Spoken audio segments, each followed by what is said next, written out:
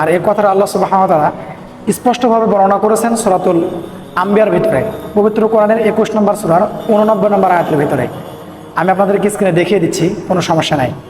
তো আল্লাহ সুবহানাহু ওয়া তাআলা এই আয়াতের ভিতরে বলছেন যে ওয়া জাকারিয়া ইয নাদা রাব্বাহু, তোমরা স্মরণ করো সে সময়ের কথা যখন জাকারিয়া আলাইহিস সালাম তার প্রভুকে ডাক দিয়ে বলল, হে আমার প্রভু, লা তাযারুনি ফারদা ওয়া আনতা খায়রুল ওয়ারিসিন। সুবহানাল্লাহ।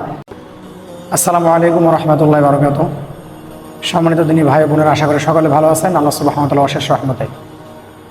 আজকে আলোচনা হচ্ছে যে আমাদের সমাজে অনেক ভাই বোনেরা আছে, বিবাহের পর অনেক বছর হয়ে গেছে, প্রায় 10 বছর অথবা 12 বছর, অনেকের আরও অনেক বেশি সময় অর্থাৎ 15 বছর হয়েছে, এরপরেও কোনো ছেলে সন্তান অথবা কোনো মেয়ে সন্তান নাই, অর্থাৎ ইংলিশে যেটাকে ব্যারেন বলা, অর্থাৎ বন্ধার মতো একটা অবস্থা। আসলে আজকে এমন একটা আমলের কথা বলে দিব, এমনকি আমি স্ক্রিনে আপনাদেরকে দেখিয়ে দিব, একেবারে দোয়াটা আপনাদেরকে দেখিয়ে দেবো যাতে করে আপনারা মুখস্থ করতে পারেন আর আমল করতে পারেন। আমি 100% গ্যারান্টি দিতে পারি ইনশাআল্লাহ তাআলা, যদি আপনি দোয়াটা আমল করেন আর যদি আপনার ভাগ্যে থাকে, যদি ভাগ্যে আল্লাহ সুবহানাহু ওয়া তাআলা সন্তান লিখে রাখে। আসলে সব থেকে বড় কথা হচ্ছে আমাদের ঈমান, আমাদের বিশ্বাস। আজ আমাদের আল্লাহ সুবহানাহু ওয়া তাআলার প্রতি বিশ্বাস নাই, যার কারণে আল্লাহ সুবহানাহু ওয়া তাআলা আমাদেরকে আমাদের প্রাপ্য অধিকার দিচ্ছেন না, কারণ আমরা তো বিশ্বাসই করি না।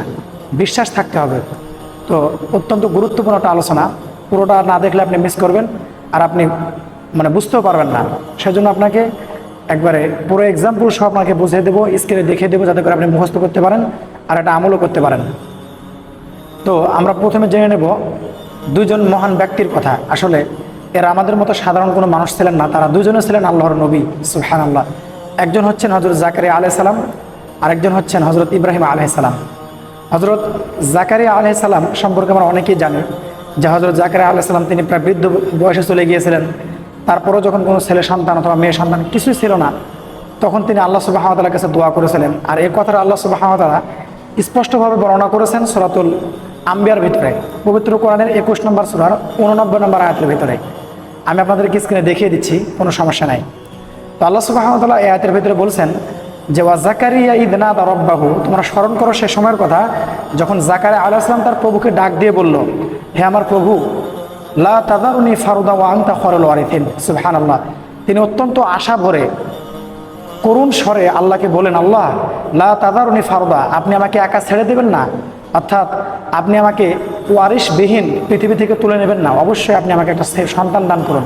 সুবহানাল্লাহ। ওয়া আনতা খায়রুল ওয়ারিসিন। আর তিনি এর সাথে কথা বললেন যে একমাত্র আপনি হচ্ছেন খায়রুল ওয়ারিসিন, অর্থাৎ আপনি আমাকে ওয়ারিস দান করতে পারেন, আমার ছেলে সন্তান দান করতে পারেন।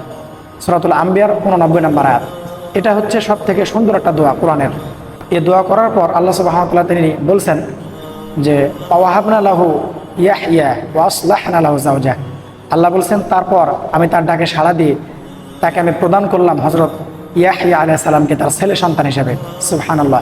আর আরেকটা গুরুত্বপূর্ণ দোয়া আপনাদেরকে এটাও দেখতে হবে, এটাও জানতে হবে, এটাও আপনাদেরকে স্ক্রিনে দেখিয়ে দিচ্ছি, কোনো সমস্যা নাই। এটা হচ্ছে হযরত ইব্রাহিম আলাইহিস সালাম এই দোয়াটা আল্লাহর কাছে করেছিলেন। আর এই দোয়াটা আছে সূরাত সফফাতের ভিতরে, পবিত্র কোরআনের 37 নম্বর সূরা। আপনারা স্ক্রিনে দেখতে পাচ্ছেন, কোনো সমস্যা নাই। আর আয়াত নম্বর হচ্ছে 100 নম্বর আয়াত।